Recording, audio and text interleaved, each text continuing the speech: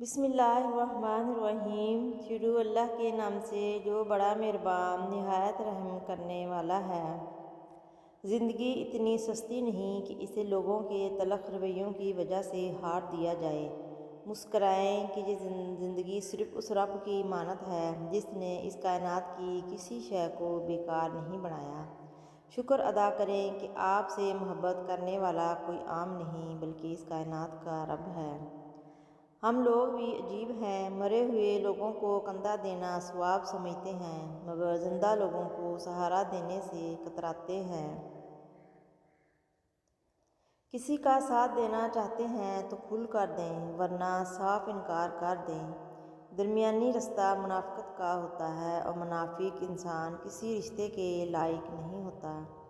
کوئی پریشان حال ہے میرا، زندہ رہنا کمال ہے میرا، تو نہیں تو تیرا خیال ہی صحیح، کوئی تو ہم خیال ہے میرا۔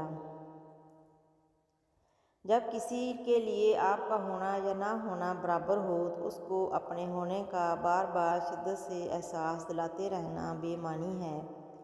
رابطے اتنے ہی رکھو جتنے تکلیف نہ دیں۔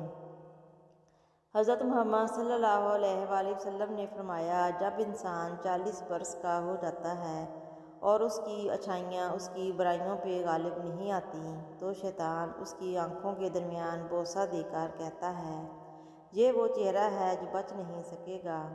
حضرت عائشہ رضی اللہ عنہا سے روایت ہے، رسول اللہ صلی اللہ علیہ وسلم نے فرمایا، قرآن مجید کی تلاوت کا ماہر نیک، بزرگ اور کاتب فرشتوں کے ساتھ ہوگا، اور جو شخص قرآن مجید کو پڑھتے ہوئے اٹکاتا ہے اور پڑھتے ہوئے اسے مشکل پیش آتی ہے اس کے لیے دوہرا اجر ہے۔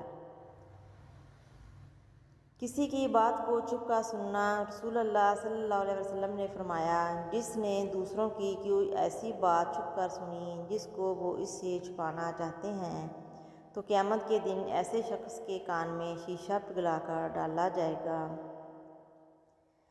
پریشانی خاموش رہنے سے کم، صبر کرنے سے ختم اور شکر کرنے سے خوشی میں تبدیل ہو جاتی ہے۔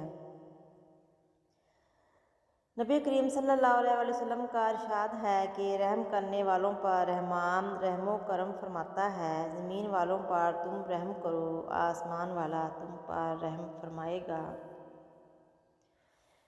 حضرت ابن عمر سے روایت ہے، نبی کریم صلی اللہ علیہ وسلم نے فرمایا، صرف 2 آدمیوں پر رشک کرنا چاہیے۔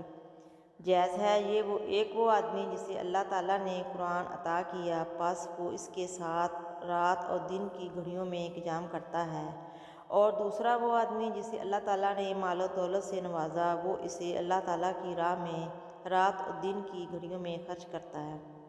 دنیا میں خواہشات بے شمار ہیں مگر آخرت کے 2 ہی ٹھکانے ہیں، جنت اور جہنم۔ نبی کریم صلی اللہ علیہ وسلم نے فرمایا، جو کوئی نرمی سے محروم کیا گیا وہ خیر سے محروم کیا گیا۔ جزاک اللہ۔